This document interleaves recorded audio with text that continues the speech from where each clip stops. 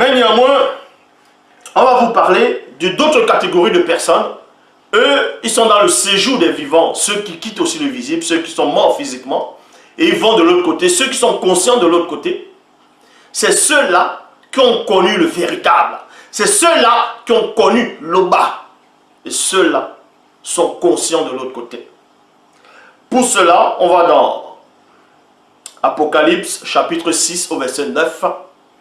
Dans la traduction King James française, il est dit: et quand l'agneau ouvrit le 5e sceau, je vis sur l'autel les âmes et non les corps physiques et non les esprits, mais les âmes de ceux qui avaient été tués pour la parole de Dieu. Là, c'est dans les Bibles actuelles classiques. Je parle de la Bible actuelle classique parce que ces faux pasteurs, ces chrétiens, ces gens qui viennent raconter du n'importe quoi, se basent aussi sur les Bibles actuelles classiques, dont je vais dans leur instrument pour les exposer encore plus. Donc, on vous dit ici, dans Apocalypse chapitre 6 au verset 9, que celui qu'on appelle Jean, l'apôtre dans les Bibles actuelles classiques, a vu de l'autre côté les armes des défunts, des gens qui ont vécu sur la terre à une certaine époque physiquement. Quand ils sont morts physiquement, leurs armes à eux étaient conscients dans un endroit. Et à cet endroit, on vous dit, l'endroit que lui il a vu, c'était uniquement les gens qui tentent de créer, les gens qu'on a tués sur la terre pour la parole de Dieu. Est-ce que vous comprenez?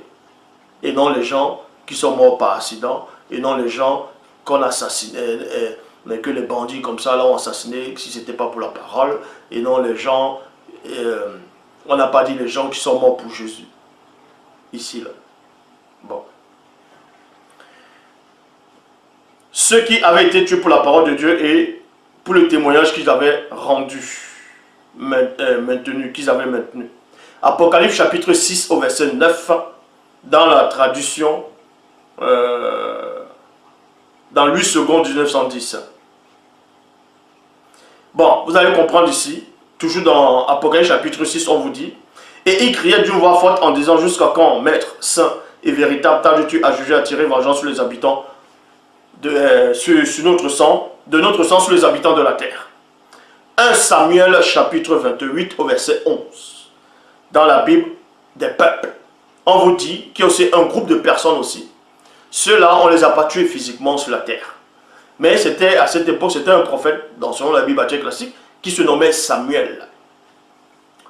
Et lui était mort, non pas qu'on l'avait assassiné, il était vieux. Et il a eu la rupture, donc il a quitté le visible. Et vu que c'était un homme de Dieu, selon la Bible classique, il ne devait pas aller dans le séjour des morts, ou le séjour des morts dont l'Ecclésiaste faisait allusion. Mais lui devait aller dans le séjour des conscients. Parce que c'est comme ça. Donc, dans 1 Samuel 28, 11, Bible des peuples, il est dit, c'était à l'époque où Samuel n'était plus sur terre. Et le roi Saül voulait que Samuel puisse lui parler, mais sauf qu'à cette époque, on ne lui parlait ni avec la vision, ni par les prophètes. Donc il est allé à Endor voir une femme, une nécromancienne, une sorcière, une médium, pour invoquer Samuel. Et on va vous expliquer ce qui s'est passé ici. Dans 1 Samuel 28, verset 11, Bible des peuples, la femme lui dit: qui ferais-je monter du séjour des morts? Ici on dit séjour des morts, normalement c'est le séjour des conscients. Il répondit: fais monter Samuel. Bible pastorale de Marie Source, la femme lui dit alors: qui dois-je invoquer? Invoque-moi Samuel. Lévitique 19, 31. Bible, parole de Dieu, il dit: ne cherchez pas à consulter les esprits des morts. D'une manière ou d'une autre, cela vous rendra impur. Bible de la liturgie, n'invoquez pas les nécromanciens. Bible du semaine, ne vous adressez pas aux médiums. Bible, nouvelle Bible seconde, ne vous tournez pas vers les spirites. Traduction David Martin, ne vous tournez point auprès de ceux qui ont l'esprit de Python. Donc vous comprenez ici, ceux qui invoquent les esprits des morts, ceux qui vont, on va dire, voulant entrer en contact avec soi-disant les ancêtres, qui ont déjà quitté le visible, ce sont des médiums, ils ont un esprit de Python. Et cet esprit de démon, c'est un démon reptilien. c'est un démon reptilien. Ces gens-là sont les médiums, le médianisme, on les appelle des nécromanciens. C'est la nécromancie. Est-ce que vous comprenez? Donc, le roi Saül est allé voir une femme qui était nécromancienne, qui avait un esprit de démon en elle, pour invoquer Saül, pour invoquer Samuel plutôt. Et voilà comment ça se passe. Ceux qu'on appelle les témoins de Jéhovah disent que c'est un démon ou un ange déchu qui a pris l'apparence, que c'est un démon, un mauvais esprit, qui a pris l'apparence de Samuel et il est sorti. Parce que une sorcière ne va pas invoquer l'esprit de Samuel pour que Samuel puisse venir, c'est-à-dire que Dieu va pas exaucer la sorcière. Bon. L'Oba n'exauce pas une sorcière, ça c'est vrai. Mais ce que les témoins de Jéhovah là n'ont pas compris, parce qu'eux-mêmes, Jéhovah c'est un démon. Ils sont en train d'évoquer Jéhovah le démon. Parce qu'eux-mêmes sont attardés, ils ne comprennent pas eux-mêmes. Vous comprenez ici que quand la femme invoque Samuel, déjà ce n'était pas son esprit, c'était l'âme. Est-ce que vous comprenez? Donc, quand la femme va invoquer Samuel, elle avait déjà un pacte avec les démons familiers. Donc elle était déjà une nécromancienne. Donc elle avait un esprit de python en elle, un démon reptilien en elle. Ce qui veut dire qu'au moment où elle va faire l'incantation, elle va invoquer Samuel, elle va faire croire qu'elle invoque le prophète Samuel. Et effectivement, il y aura un esprit qui va se manifester. Ça va être un esprit, en gros, ça va être un esprit familier qui va copier Samuel, qui va apparaître. Et Saül va penser que c'est Samuel qui est là.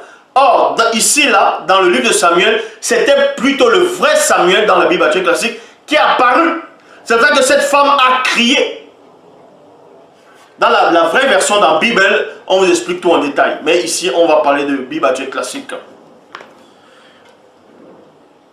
Dans 1 Samuel 28, verset 11, traduction Abbé Filion, il dit: la femme ayant vu paraître Samuel, elle jeta un grand cri, virgule. Elle a jeté un grand cri.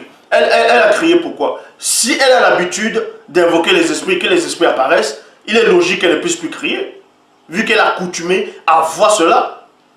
Maintenant, parce qu'elle ne s'attendait pas à voir le vrai Samuel, elle croyait que c'est un démon familier qui allait apparaître.